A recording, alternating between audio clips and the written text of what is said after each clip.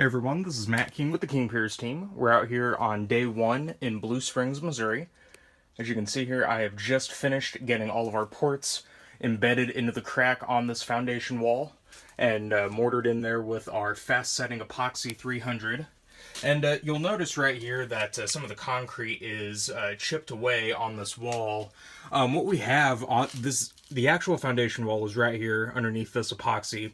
What you see right here is just a painted little thin section of concrete that was basically just applied on top of the actual foundation wall itself. So the reason we had to chip that away is once this epoxy dries, if any of this concrete starts chipping and pulling away, you'll be able to essentially just pull it right off with the epoxy along with it. So we got to make sure to get everything that's loose chipped away so we can get all the epoxy applied to the actual foundation wall so it'll seal correctly. Even if that did happen, it won't affect the epoxy that's actually injected inside the crack and sealing it.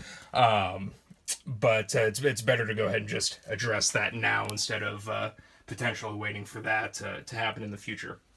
So this crack is all set here. And if you follow me into the garage, we have one more.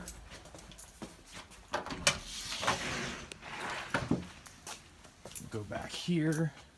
See this one right here that's in the seam, kind of originating at that corner of the window. But that one is sealed as well, so we'll come back in here tomorrow morning, do our injection.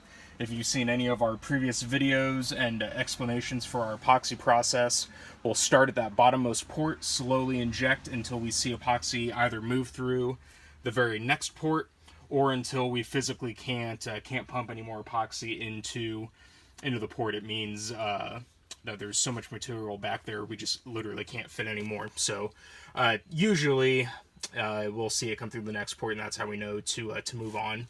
And we just cap the first port on the bottom, move on to the next one. And that is essentially it. So we'll get both of these cracks injected tomorrow.